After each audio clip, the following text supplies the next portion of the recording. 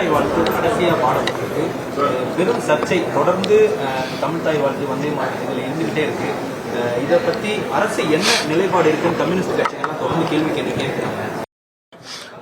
இதை குறித்து நம்ம ஏற்கனவே பலமுறை நம்ம அரசின் சார்பாகவும் சரி, கட்சியின் தமிழக வெற்றி கழகத்தின் சார்பாகவும் நம்ம ரொம்ப தெளிவாக நம்ம சொல்லியிருக்கோம். தமிழகத்தில் தமிழ் தாய் வாழ்த்துக்கு தான் முன்னுரிமை கொடுக்கணும். இது மாதிரி ஒன்றிய அரசு ஒரு தேவையில்லாத சர்ச்சைகள் இது மூலயமா உருவாக்கி இதன் மூலயமாக ஒரு அரசுக்கும் சரி ஒரு நெருக்கடியை கொடுக்கணும் அப்படிங்கிற ஒரு நோக்கத்தில் தான் இது மாதிரி பண்ணுறதா தான் தெரியுது. கண்டிப்பாக இந்தியாங்கிறது ஒரு கூட்டமைப்பு. India is a federal polity தான். இந்த நேரத்தில் ஒரு மாநிலங்கள்லாம் ஒன்றாக சேர்ந்தாதான் ஒரு நாடு உருவாகும். அதனால் இந்த ஃபெடரல் இந்த ஒரு ஒன்றியத்தில் இருக்கிற மாநிலங்களுக்கு அவங்களுக்கான ஒரு உரிமைகள், அவங்களுக்கான உணர்வுகளுக்கு கண்டிப்பாக ஒன்றிய அரசு உரிய மதிப்பையும் அந்த உரிய அங்கீகாரையும் கண்டிப்பாக கொடுக்கணும்.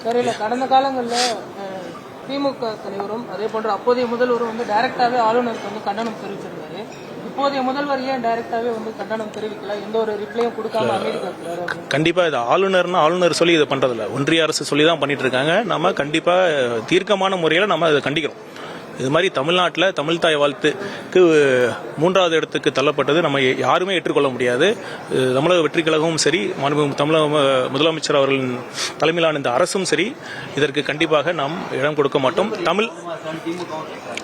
தமிழக அரசு சார்பில் நடத்தப்படுற அனைத்து நிகழ்ச்சிகளுக்கும் தமிழ் தாய் வாழ்த்து தான் முதன்மை இடம் கொடுக்கப்படும்.